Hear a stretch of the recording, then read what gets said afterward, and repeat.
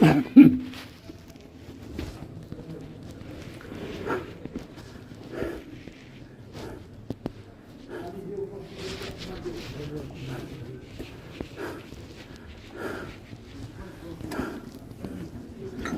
الله. السلام عليكم.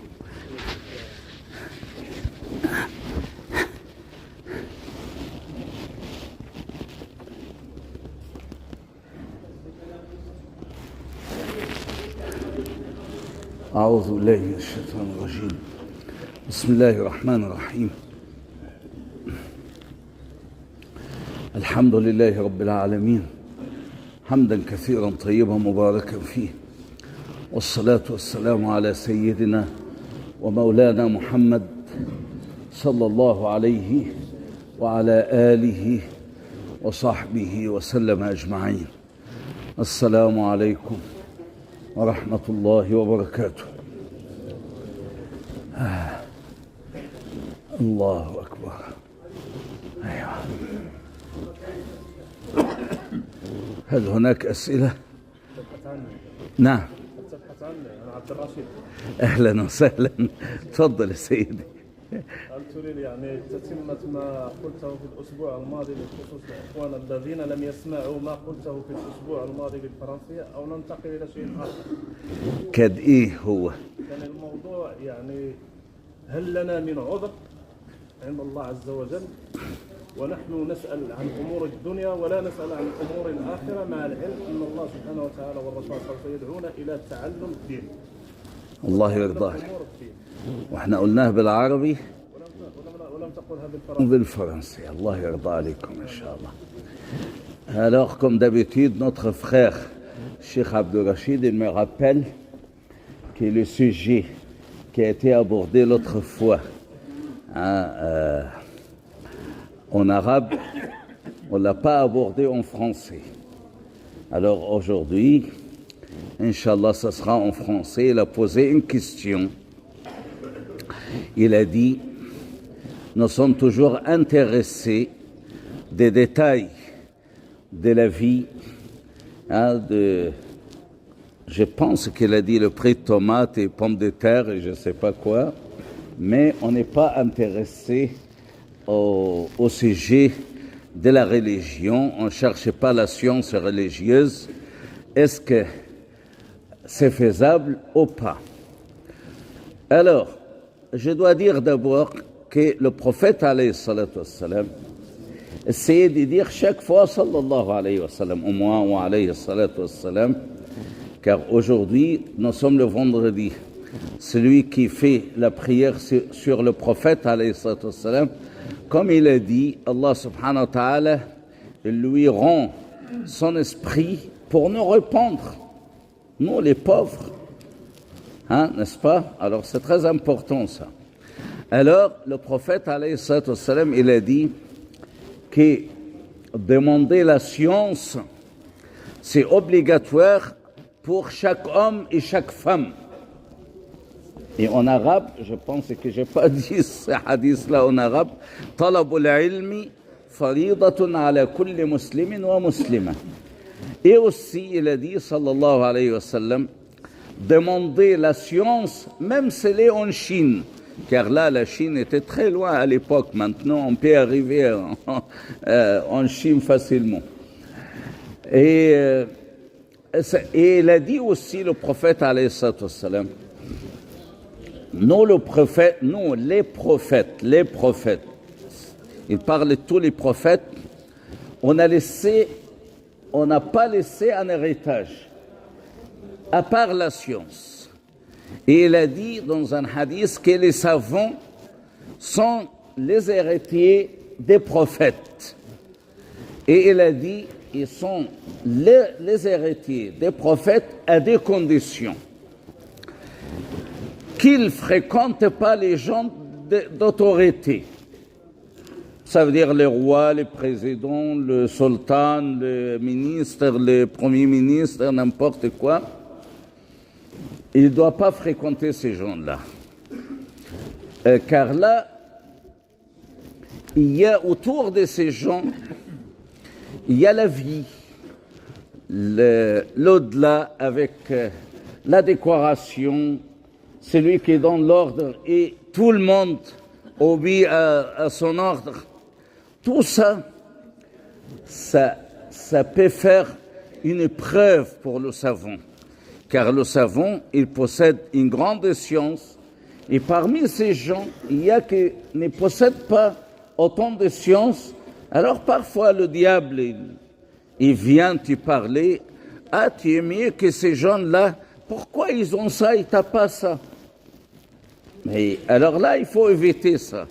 Et aussi, il ne faut pas chercher le bas monde. Est-ce qu'on ne doit pas chercher à vivre ou gagner son pain, comme on dit en français? Si, mais modestement. Tu ne dois pas être mêlé totalement dans ça. Et j'ai dit que parmi les savants, ils sont des vrais savants. Ça veut dire qu'ils ont de la science. Mais ils perdent une chose qui est très importante. Il y a parmi les savants, la question, ce n'est pas le savoir, c'est tout. Non, non, non. La religion est beaucoup plus que ça, plus important que ça. Alors, parfois, je prends un exemple que je connais moi-même en Égypte. L'Azhar, vous connaissez, c'est une université religieuse depuis 1000 ans. Et là-bas, on apprend aux élèves, aux étudiants, toute science religieuse, et correctement.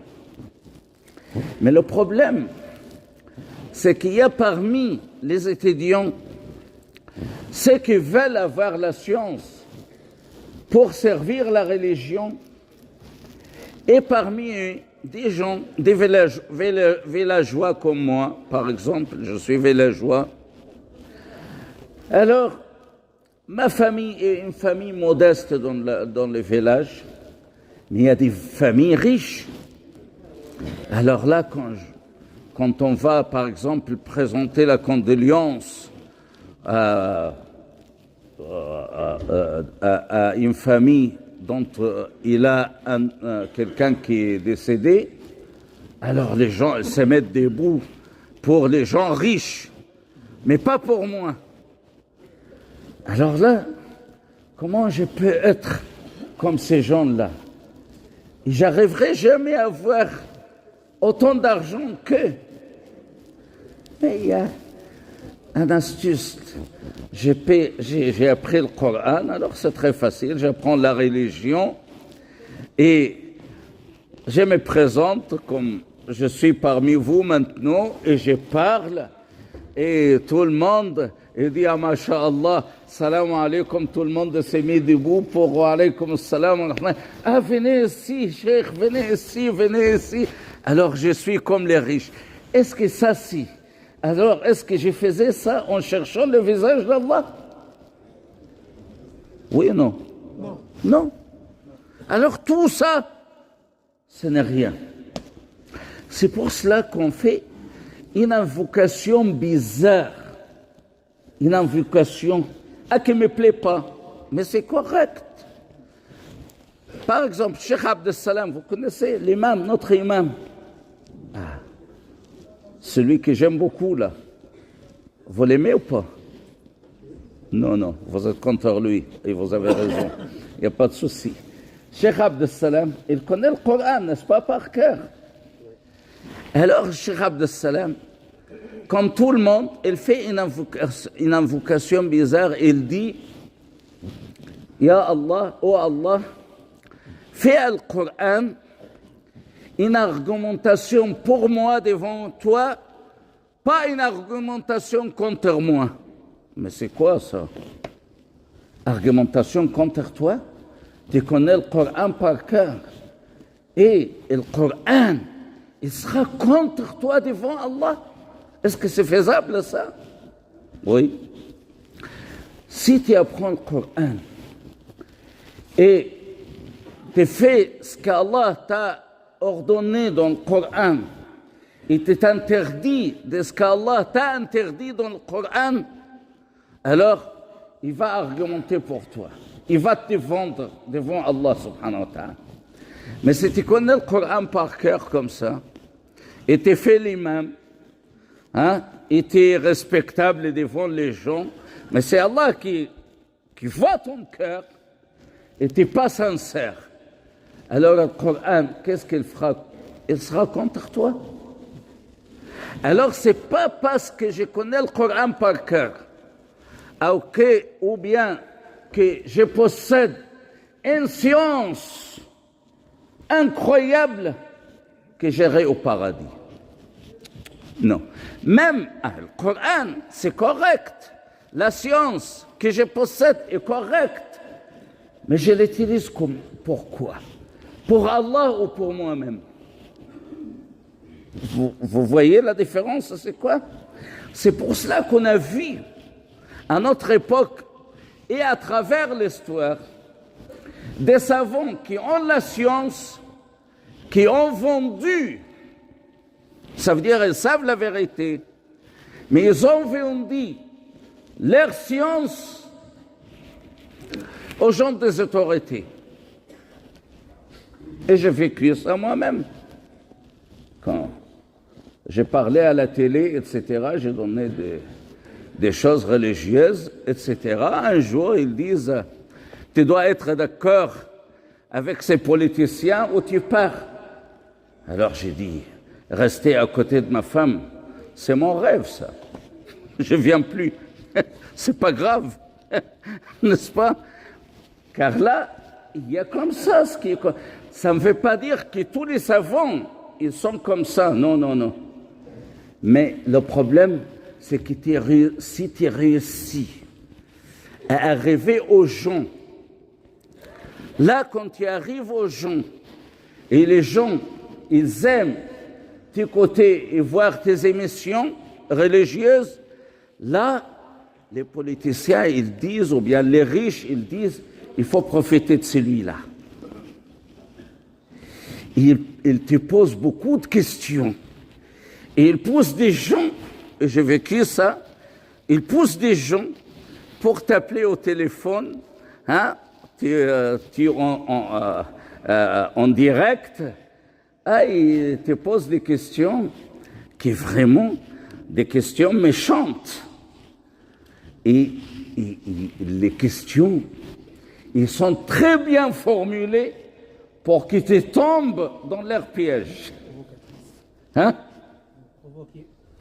Comment? La provocation. Non, pas la provocation. Ils cherchent une certaine réponse. Je peux te répondre incorrectement et je suis sincère.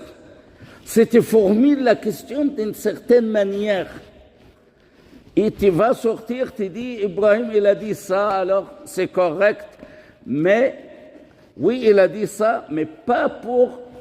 C'est selon la formulation de la question. Car c'est quoi le rôle du diable? Il t'aide. Par exemple, tu veux prendre de l'argent de riba, par exemple, de l'intérêt, l'usure intérêt. Et tu poses la question comme quoi ma femme, il meurt et je ne trouve pas le médicament et ça, j'arrive pas, ou bien ma fille, alors qu'est-ce qu'on fait? Et personne ne veut me donner quoi que ce soit. Et j'ai besoin d'une petite somme comme ça pour sauver ma fille. Quel est ton avis dans ces cas? J'ai dit, bon, les nécessités, ça c'est une règle, les nécessités qui sont vitales, oui, ils peuvent permettre ça. Quand tu vas sortir par les gens, tu dis, Ibrahim, il a dit que l'intérêt, l'usure intérêt, bon, il n'y a pas de souci. Mais tu n'as pas dit ton question, tu n'as pas cité la question. Car c'était une réponse spéciale pour une question spéciale. Ça, c'est clair, ça? Alors, il y a un groupe de gens qui s'appelle Al-Tabligh wa Da'wa. Est-ce qu'il y a quelqu'un qui connaît ces gens-là? Jamaat al-Tabligh. qui font le khuruj fi sabilillah. Ah, ils sont pieux, ils sont très bien. Il y a 6 principes. Celui qui sort avec eux, il doit vivre 6 principes.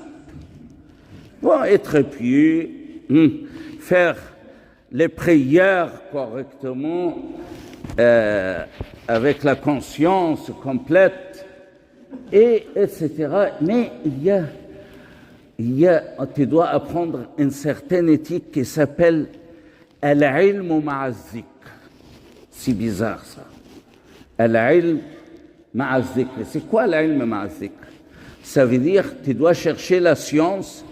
Ils apprennent, leurs disciples et les gens qui les suivent, qu'Allah subhanahu wa ta'ala les bénisse et tous les groupes musulmans, incha'Allah. Alors, ils apprennent leurs disciples d'apprendre la science petit à petit, tous les jours. Mais pas les sciences qui font divergence entre les gens. Ça veut dire que tu apprends simplement les hadiths des prophètes et dans Riyad al-Salihin, qui est le jardin des vertus, et la vie des compagnons des prophètes et des compagnons des prophètes. C'est un livre. Et ils doivent lire ça une dizaine ou quinzaine de minutes par jour, et tu dois faire ça chez toi et à la mosquée. Mais l'essentiel dans l'affaire dont je parle maintenant, c'est qu'un seul principe qui s'appelle al-ilm ma'a zikr. C'est quoi? Ça veut dire la science avec l'évocation d'Allah. Ça veut dire la science seule, ça peut être terrible pour toi. Ça peut te ramener en enfer.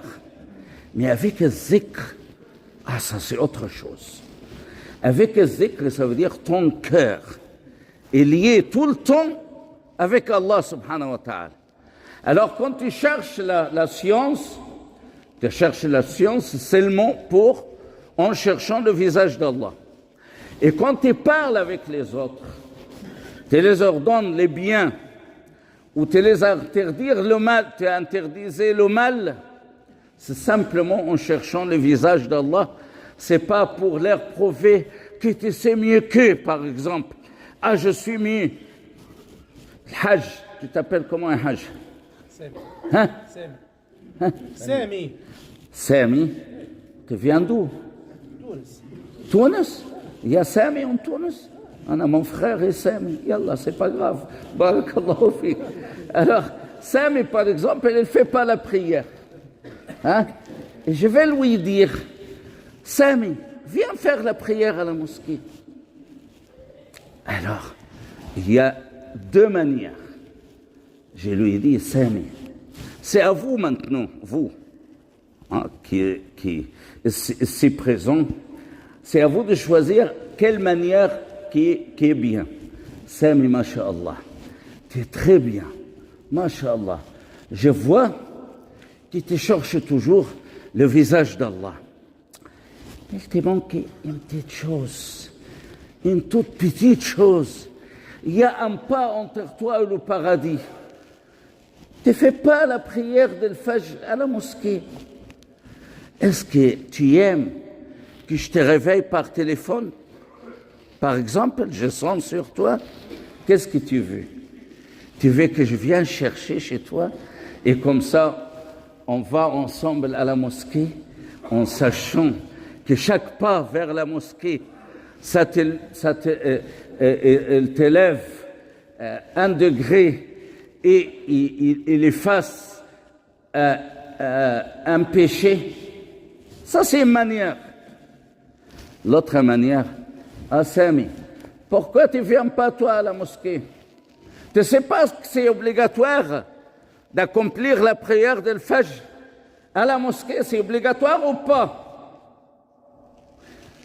Sami, moi-même, Ibrahim, dès mon enfance, dès que j'ai eu 8 ans, je faisais jusqu'à maintenant tous les jours la prière de Fajr à la mosquée.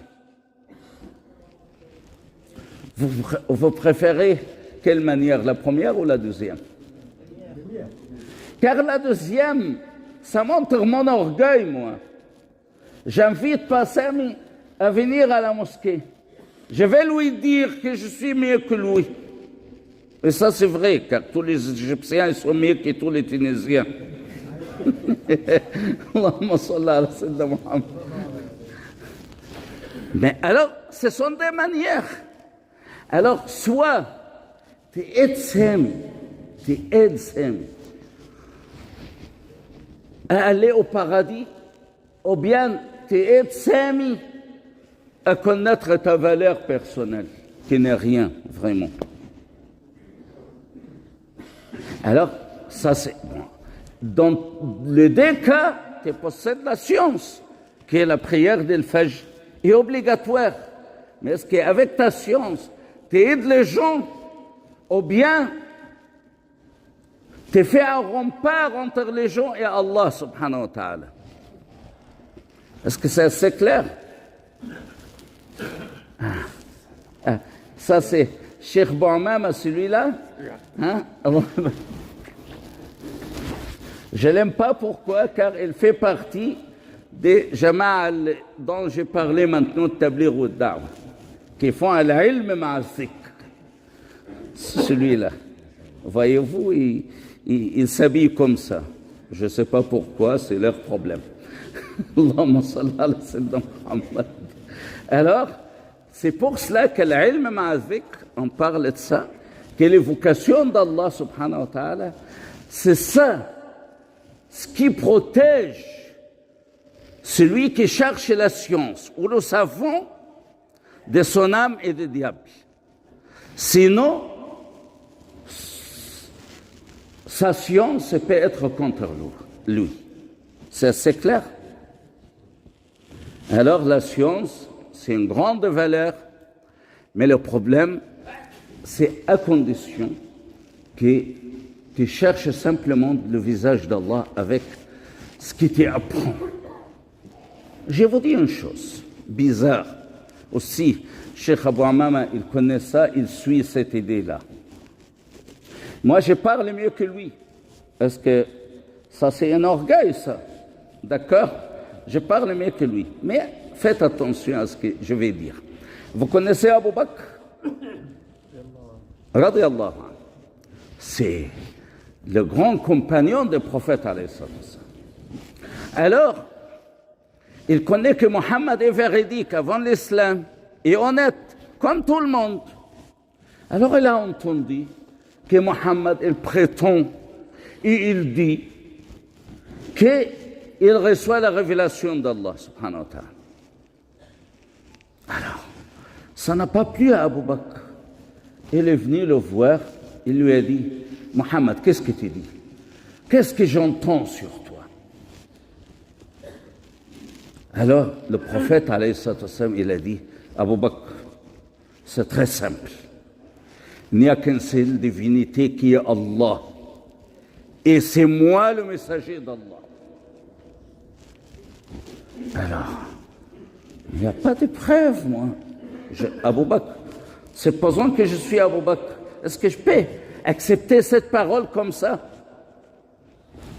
Dès que le prophète il a terminé ça, il n'y a qu'une seule divinité qui est Allah et je suis le messager d'Allah. Abu Bakr il a dit, je suis avec toi.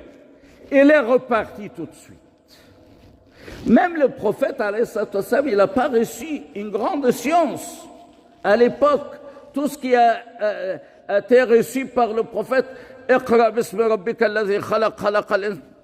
c'est bien, c'est très important, mais ce n'est pas la science. Même, il ne savait pas comment, le prophète lui-même, il ne savait pas comment faire les prières. Ah, désolé. Ah, vous voulez peut-être... Alors, Abu Bakr, il a quitté le prophète et parti. À la fin des mêmes journées, il est retourné et avec lui 6 qui se sont convertis à l'islam et ces 6-là, ils étaient parmi les 10 dont le prophète leur a annoncé le paradis, les grands compagnons. parmi eux Othman ibn Affan, Abdurrahman ibn Auf, الزبير ibn al-Awam, Talha ibn Ubaydillah, Saad ibn Abi Waqqas. Quelle science qu'avait Abu Bakr à l'époque? Est-ce qu'il a complété ses études et son doctorat à Al-Azhar ou à Zaytouna ou à Al-Qayrawan ou à l'université islamique en Pakistan? Rien. Il ne savait que La ilaha illallah Muhammadur Rasulullah. Alors, car là, pourquoi j'ai dit tout ça? Il y a des gens qui pensent que si tu parles bien, que si tu je ne sais pas quoi, alors tu es sauvé. Non, non. Tu es sauvé par des choses. Le cœur et tes actions. C'est tout. Mes grands-parents, il y a parmi eux le grand arriéré, ils ne savaient pas peut-être ni lire ni écrire, mais ils avaient des cœurs d'or. Ma tante, sa belle-mère, elle était totalement ignorante. Qu'Allah leur fasse miséricorde, Inch'Allah. Et ma tante paternelle, Allah yarhamha, il m'a dit, je ne sais pas, je pense que ma belle-mère, elle ira à l'enfer. J'ai dit, pourquoi? Je ne l'ai pas vue, elle est décédée avant ma naissance. Il a dit, car quand elle faisait la prière, elle ne savait pas parler. Elle dit, comme ça. J'ai dit, mais non, c'est pas grave. Ils avaient les corails où il y avait l'âne et les vaches, etc. Quand ils voient l'âne sortir, il dit, il perd comme ça sur le pied pour le faire rentrer. Rentre à l'écoreuil. Il dit, sûrement il ira à l'enfer. J'ai dit, sûrement il ira au paradis, Inch'Allah. Hein? Je suis fou, peut-être. Cheikh Boumama, il est contre ma parole. Ah, c'est le moment?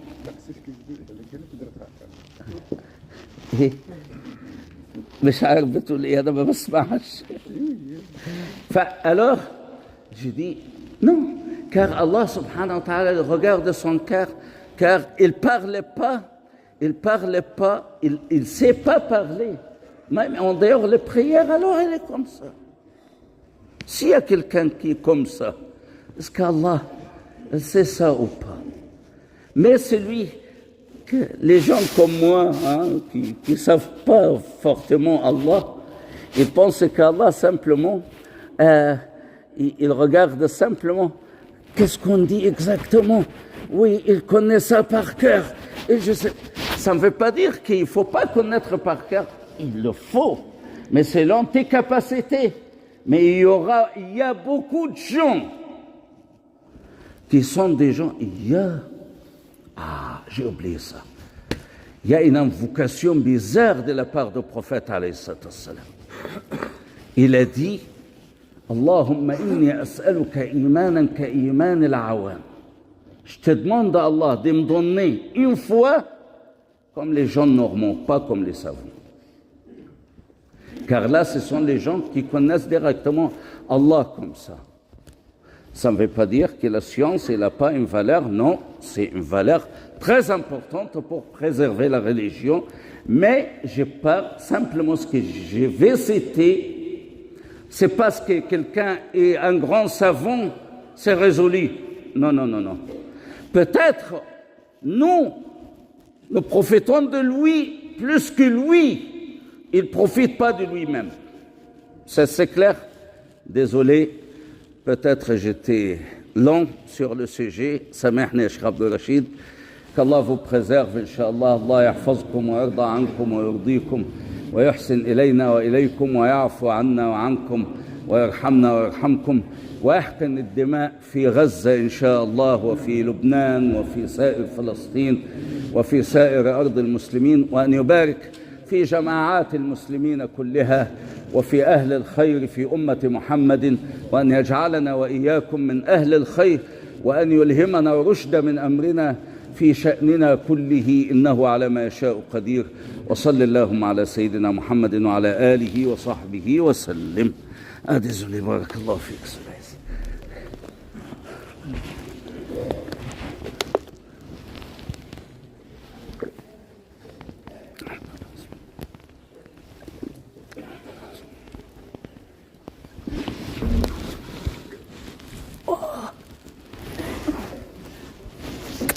استغفر الله. Oh là là. Il le faut. Non, non. الله يبارك فيك. tu connais pas ta valeur toi. الله يحفظك يا شيخنا.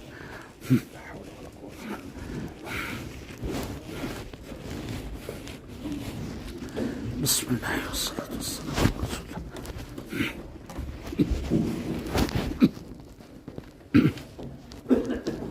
السلام عليكم ورحمة الله وبركاته.